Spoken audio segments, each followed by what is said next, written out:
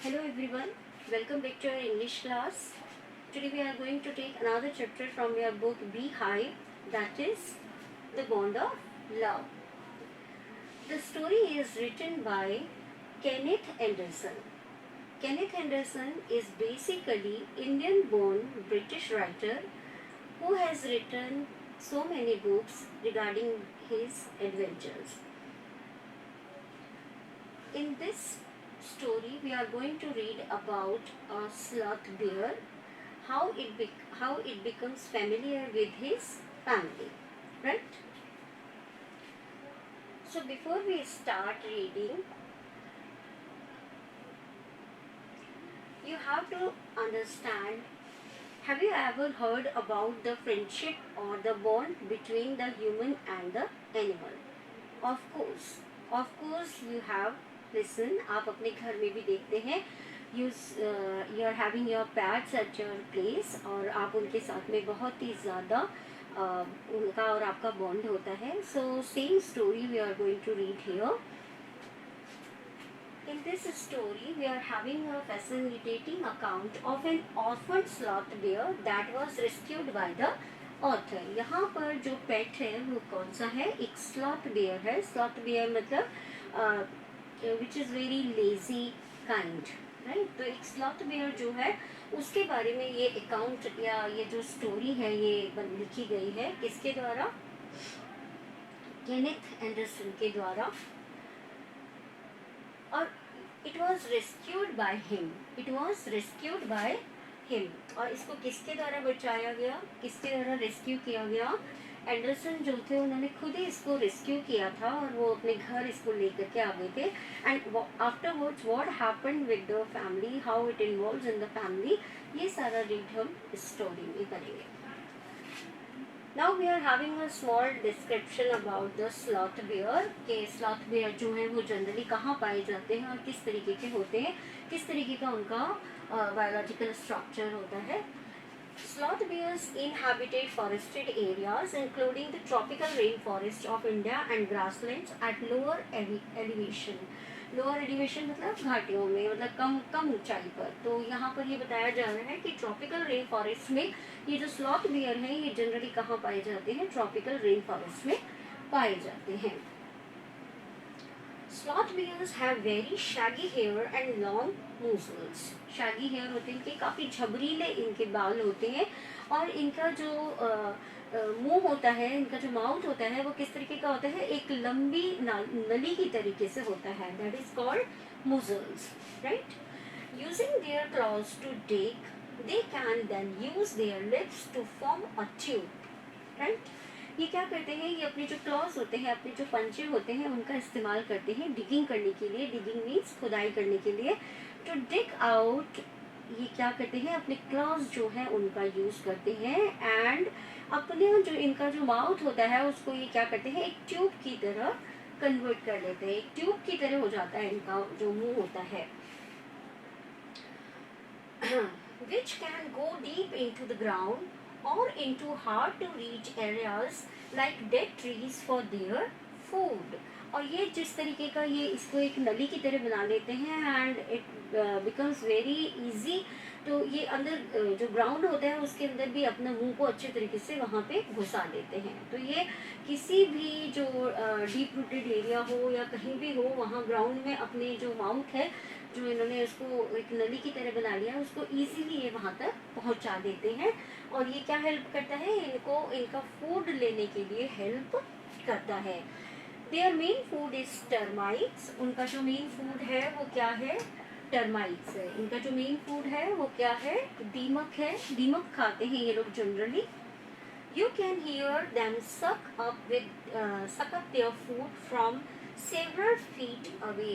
ये बोलते हैं कि आप काफ़ी दूरी से इनको इनके जो जब ये फूड ले रहे होते हैं अपना, ये जब टर्माइट जो है वो ग्राउंड से सक कर रहे होते हैं, इसकी आवाज़ आप काफ़ी दूर से सुन सकते हो, right. So this is the kind of the sloth bear. इनका जो स्ट्रक्चर है बायोलॉजिकल स्ट्रक्चर है वो इस तरीके का है, right. Now we will begin this story. I will begin with Bruno. My wife pet sloth bear, right. अब यहाँ पर ये बोल रहे हैं आपको कि मेरे वाइफ का जो पेट है, जो कि क्या है, वो जो पेट है वो क्या है, it is not a dog, not a cat, it is a sloth bear.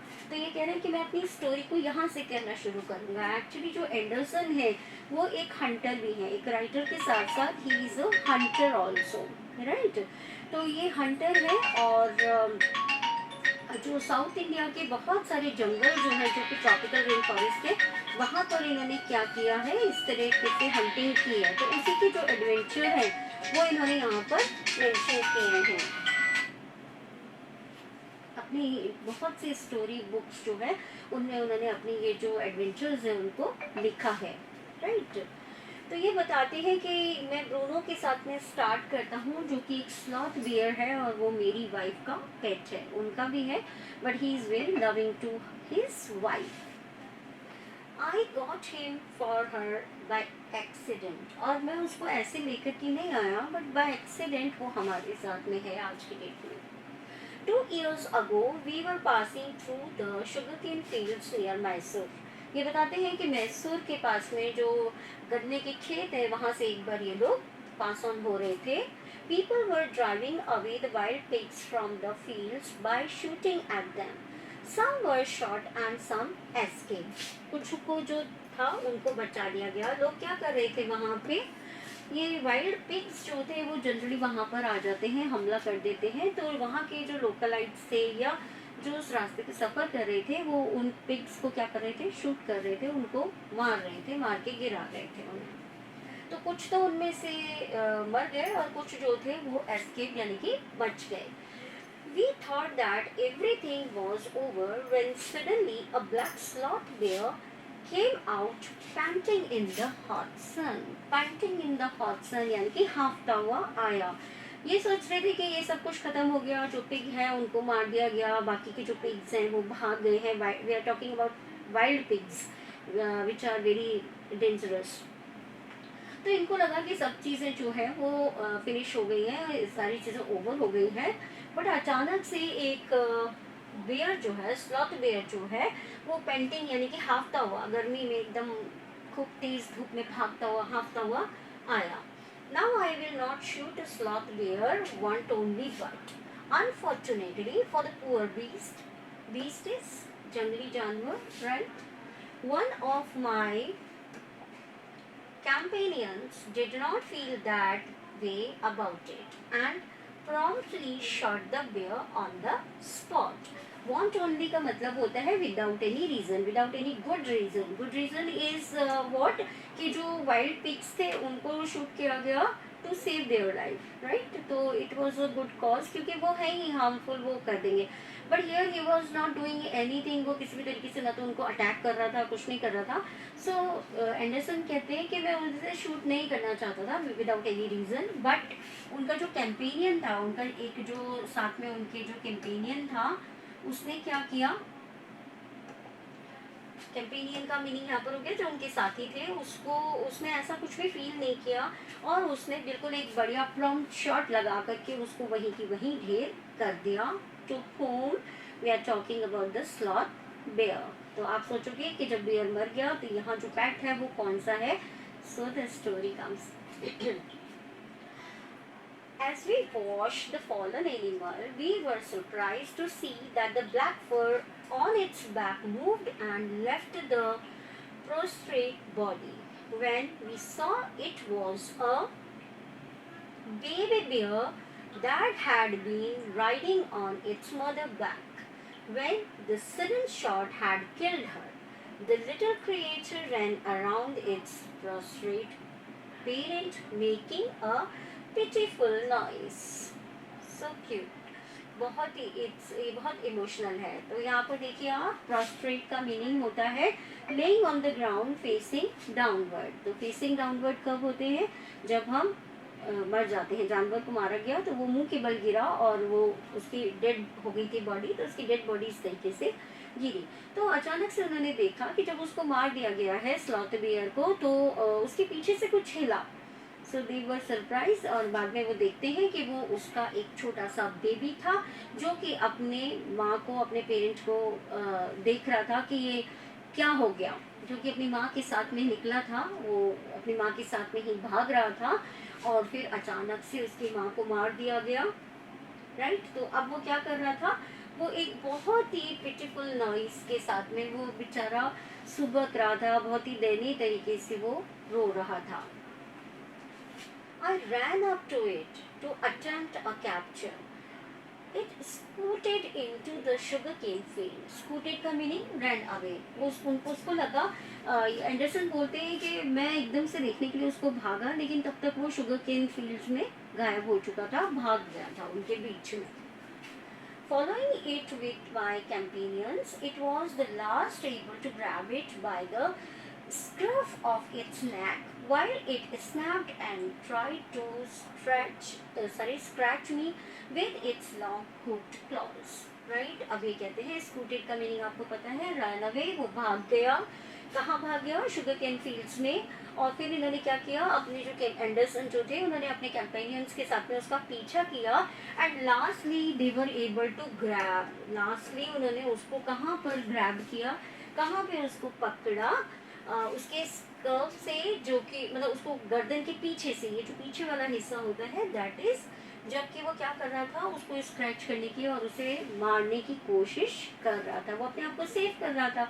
तो वो अपने आप को बचाने के लिए, अपने आप को प्रोटेक्ट करने के लिए उसने क्या किया, उसने ही snapped and tried to scratch, उसने अपने आप को छुड़ाने की कोशिश की और वो अपने आप उसको स्क्रैचेस जो थे वो देने लगा, किसको, एंडरसन को।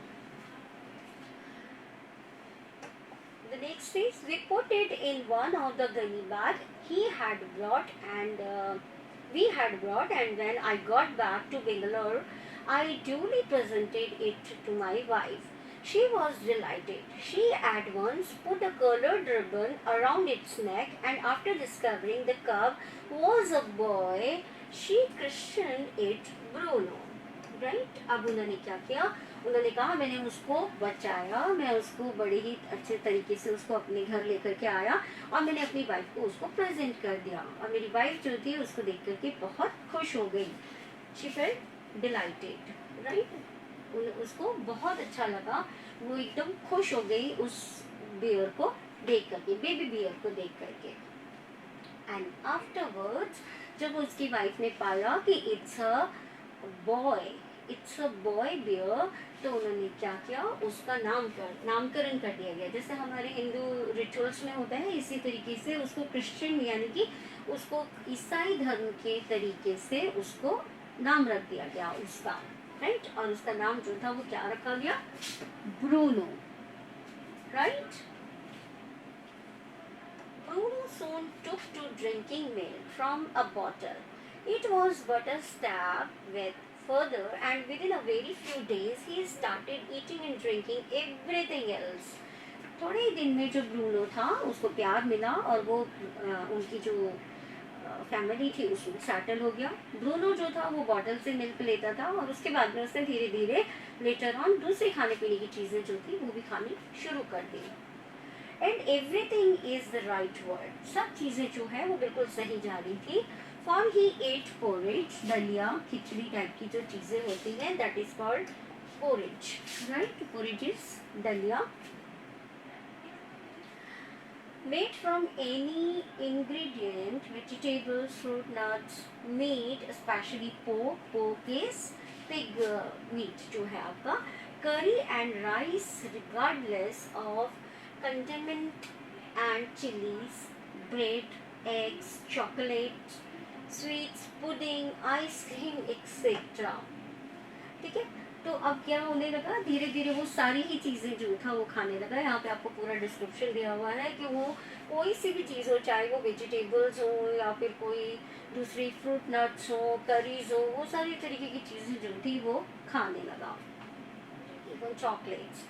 As for drink milk, tea, coffee, lime juice, aerated water, butter milk, beer, alcoholic liquor, and in fact anything liquid, it all went down with relish. The meaning of relish यानी कि बहुत ही स्वाद लेकर के, even वो क्या करता था, जो लिकर होता था वो भी लेने लगा, कुछ भी चीज़ जो था वो पी जाता था। खाने की चीज़ों में वो सारी चीज़ें खाता था, नट्स खाता था, फ्रूट्स खाता था, वेजिटेबल्स, करीज, राइट, सारी चीज़ें वो ले लेता था।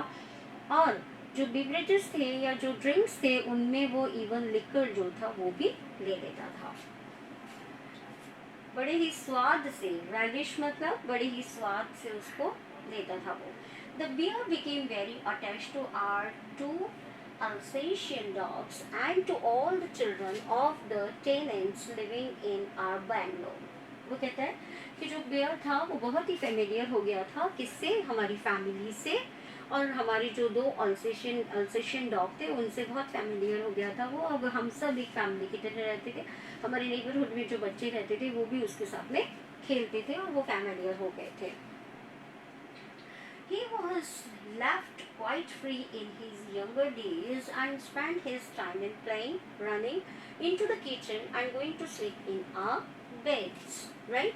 Now you can see here कि किस तरीके का माहौल उसको मिल रहा है कि when he was younger, जब वो छोटा सा ही था तो वो कहीं भी खेलता था, रनिंग करता था, वो किचन में भी एंट्री ले लेता था और वो उनके साथ में उनके बेड्स में सोता था। तो you can see here the love they are giving to him, वो किस तरीके से, कितने प्यार से उसको अपने साथ में रख रहे थे। So only thing is love, only thing is love, जो कि हमें किसी के साथ भी बांध करके रखती है। The bond of love, the title is the bond of love.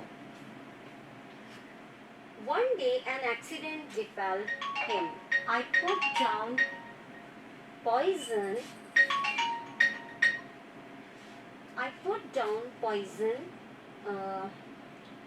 Barium carbonate. Barium carbonate is a kind of poison, right? To kill the rats and mice that had got into my library. Library is a place where books are kept. तो ये कहते हैं कि Anderson बताते हैं कि एक दिन मेरी लाइब्रेरी में जब मुझे लगा कि बहुत सारे चूहे और चुहियाएँ हो गई हैं, तो उनको किल करने के लिए मैंने वहाँ पर क्या रख दिया, एक पॉइजन जिसका नाम क्या था आपका, बेरियम कार्बोनेट, उन्होंने वो वहाँ पर रख दिया टू किल रेट्स। ठीक है, सो इमेजिन क्या हुआ होगा, इमेजिन क्या हुआ होगा। Bruno entered the library as he often did, and he ate some of the poison. Paralysis set into the extent that he could not stand on his feet. ये कहते हैं कि ब्रूनो जो था वो लाइब्रेरी में एंटर हो गया, क्योंकि वो जनरली किसी भी जगह पे जाता था, तो आज उसने क्या किया, लाइब्रेरी में एंट्री कर ली, एंड अनफॉर्चुनेटली, दुर्भाग्यवश, उसने वो जो पॉइजन था वो इनटेक कर लिया। राइट, उसकी वजह से क्या हुआ, उसको एक पैरालिसिस का अटैक जो था वो आ गया। किस चीज़ का अटैक आया उसको, एक पैरालिसिस का अटैक आ गया उसको, और वो अपने फीट पे खड़ा भी नहीं हो पा रहा था। But he dragged himself on his stumps to my wife who called me. Right, अब उसने क्या किया, नोबडी वाज देयर। तो ये कह रहे हैं कि उसने क्या किया, उसने अपने आप को ड्रैग किया अपने स्टाम्स के, ये जो चीज़ है, अब उसके जो लेग्स, उसके जो फीट थे वो वर्क नहीं कर रहे थे, तो जो अपर एरिया है उसके थ्रू उसने अपने आप को ड्रैग किया, वो खींचता हुआ कहाँ तक आ गया, उसकी वाइफ के पास तक आ गया। राइट, और फिर उसकी वाइफ ने उसको कॉल किया। आई गेस्ड व्हाट हैड हैपन, मुझे एकदम से, उनको एंडरसन कहते हैं, मुझे एकदम से रिकॉल हो गया कि क्या हुआ होगा। Off I rushed in the car to the vet's residence, vets is veterinary doctor, right, जो कि जानवरों के डॉक्टर होते हैं। तो उसने कहा, एंडरसन कहते हैं कि मुझे एकदम से गेस हो गया कि क्या हुआ होगा, और ही रश्ड, किस तरफ भागे वो, वेटरनरी डॉक्टर जो है उसकी तरफ, उसके रेजिडेंस की तरफ वो भागे। A case of poisoning, tame bear, barium carbonate, what to do.